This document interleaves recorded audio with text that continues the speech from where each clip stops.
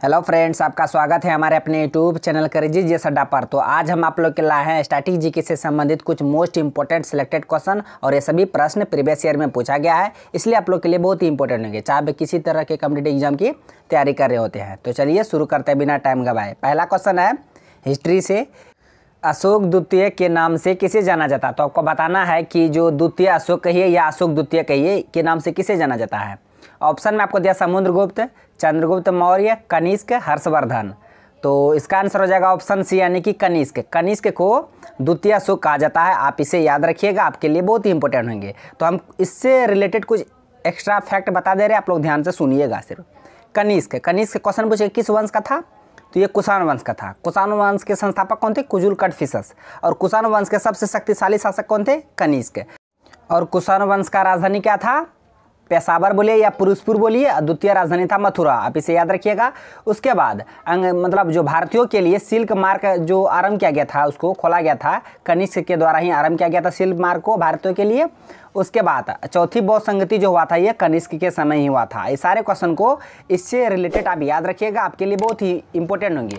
और एक क्वेश्चन बता दे रहे हैं, क्वेश्चन पूछता है बहुत बार कि द्वितीय सिकंदर किसे कहा जाता है? सिकंदर द्वितीय। तो अलाउद्दीन खिलजी को द्वितीय सिकंदर कहा जाता है, आप उसे भी याद रखिएगा। द्वितीय अशोक कनिष्क को, द्वितीय सिकंदर अलाउद्दीन खिलजी को।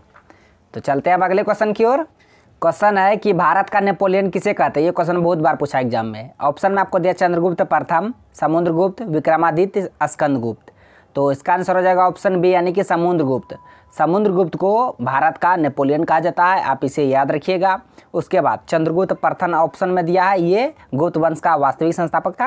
विक्रमादित्य ये चंद्रगुप्त द्वितीय का जो उपाधि दिया था, विक्रमादित्य चंद्रगुप्त द्वितीय को ही कहा जाता है।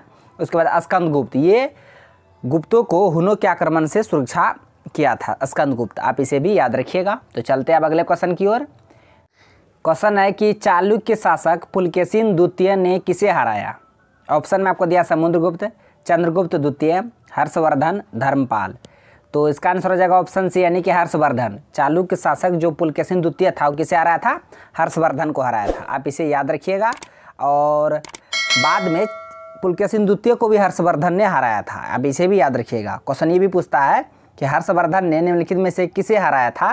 तो वो पुलकेशिन द्वितीय को ही हराया था, हर्षवर्धन ने ही। और पुलकेशिन द्वितीय ने भी हर्षवर्धन को हराया था। और उसके बाद क्वेश्चन पूछता है कि जो हुएनसांग यात्री भारत आए थे, चीनी यात्री, किसके दरबार में? तो हुएनसांग के दरबार में ही आए थे, आप इसे याद रखिएगा, जिसे यात्रियों का राजकुमार, शाक्यमुनि, नीतियों का पंडित भी कहा जाता है। किसे? हुएनसांग को। उसका पुस्तक का नाम था सी यू की, आप इसे भी ध्यान में रखिएगा। तो चलते हैं अब अगले क्वेश्चन की ओर। क्वेश्चन है कि गुप्त साम्राज्य का वास्तविक संस्थापक किसे माना जाता है? गुप्त वंश का वास्तविक संस्थापक। संस्थापक नहीं पूछ रहा है, यहाँ वास्तविक संस्थापक पूछ रहा है, आप कंफ्यूज मत होइएगा। ऑप्शन में आपको दिया चंद्रगुप्त द्वितीय, चंद्रगुप्त प्रथम, समुद्रगुप्त, श्रीगुप्त। तो इसका आंसर हम बता दें ऑप्शन बी हो जाएगा, यानी कि चंद्रगुप्त प्रथम गुप्त वंश का वास्तविक संस्थापक था, लेकिन गुप्त वंश का संस्थापक था श्रीगुप्त, आप इसे याद रखिएगा। संस्थापक था श्रीगुप्त, वास्तविक संस्थापक चंद्रगुप्त प्रथम। तो चलते हैं अब अगले क्वेश्चन की ओर। क्वेश्चन है चंद्रगुप्त विक्रमादित्य किस वंश से संबंधित थे? ऑप्शन में आपको दिया गुप्त वंश, मौर्य वंश, हर्यक वंश, इनमें से कोई नहीं, नन। तो इसका आंसर हो जाएगा ऑप्शन ए यानी कि गुप्त वंश, नाम से ही पता चलता गुप्त। चंद्रगुप्त विक्रमादित्य किस वंश के थे? गुप्त वंश के। चंद्रगुप्त द्वितीय को ही चंद्रगुप्त विक्रमादित्य कहा जाता है, आप इसे याद रखिएगा, आपके लिए बहुत ही इंपॉर्टेंट होंगे। तो चलते हैं अब अगले क्वेश्चन की ओर। क्योंकि ये सारे क्वेश्चन पूछा गया क्वेश्चन है, इसलिए हम आपको एक बार रिकॉल करा दे रहे हैं ताकि आपके एग्जाम में इससे क्वेश्चन आए और आप लोग बनाएं। क्वेश्चन है कि चीनी यात्री फाहियान किसके शासनकाल में भारत आया? इससे पहले हम बताए थे हुएनसांग के बारे में। आप क्वेश्चन में पूछ रहा है कि फाहियान किसके शासनकाल में आए थे? तो ये सभी चीनी यात्री हैं, इसके बारे में हम एक बार बता देंगे, आप लोग ध्यान से सिर्फ सुनिएगा। ऑप्शन में आपको दिया कनिष्क, चंद्रगुप्त मौर्य, चंद्रगुप्त विक्रमादित्य, समुद्रगुप्त। तो इसका आंसर हो जाएगा ऑप्शन सी यानी कि चंद्रगुप्त विक्रमादित्य, जिसे चंद्रगुप्त द्वितीय को ही चंद्रगुप्त विक्रमादित्य कहते हैं, बता भी दिए थे पहले। तो ये चंद्रगुप्त विक्रमादित्य के दरबार में आए थे कौन? फाहियान, आप इसे याद रखिएगा। और इससे संबंधित क्वेश्चन पूछते हैं कि चीनी यात्री, कौन सा चीनी यात्री भारत आए थे, यानी कि भारत आने वाला प्रथम चीनी यात्री कौन था? फाहियान था। किसके शासनकाल में? चंद्रगुप्त द्वितीय के शासनकाल में। उसका बाद हुएनसांग या हर्षवर्धन के काल में, दोनों बातों को आप याद रखिएगा। तो चलते हैं अब अगले क्वेश्चन की ओर।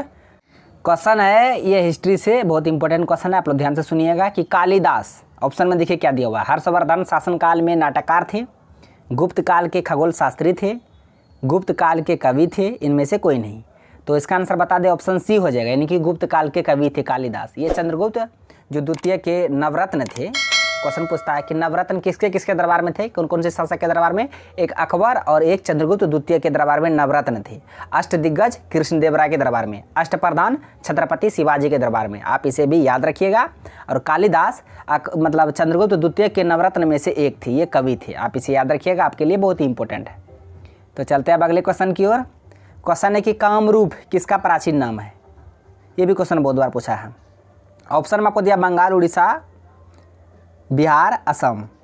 तो इसका आंसर ऑप्शन डी हो जाएगा, असम। असम का प्राचीन नाम कामरूप है। आप इसे याद रखिएगा। असम में ही ब्रह्मपुत्र नदी बहती है और ब्रह्मपुत्र नदी पर विश्व का सबसे बड़ा नदी द्वीप है माजुली नदी द्वीप। आप इसे भी याद रखिएगा। वैसे तो सबसे बड़ा द्वीप है ग्रीनलैंड द्वीप, लेकिन नदी में सबसे बड़ा द्वीप है माजुली नदी द्वीप। कहाँ है? असम में ब्रह्मपुत्र नदी पर। आप इसे याद रखिएगा। तो चलते हैं अब अगले क्वेश्चन की ओर।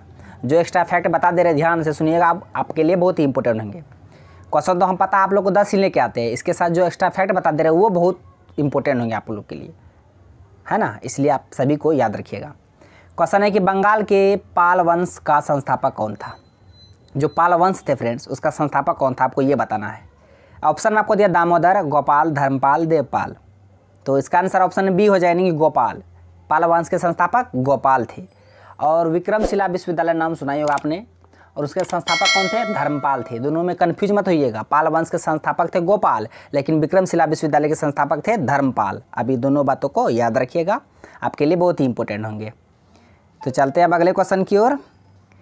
क्वेश्चन है कि आर्यभट्ट भारत के प्रसिद्ध डॉट डॉट थे। आर्यभट्ट भारत के प्रसिद्ध क्या थे? ऑप्शन में आपको दे रखा कवि, भौतिक विज्ञानी, गणितज्ञ, वैद्य। तो इसका आंसर हो जाएगा ऑप्शन सी, यानी कि गणितज्ञ थे। आर्यभट्ट भारत के प्रसिद्ध गणितज्ञ थे। आप इसे याद रखिएगा, आपके लिए बहुत ही इंपॉर्टेंट होंगे।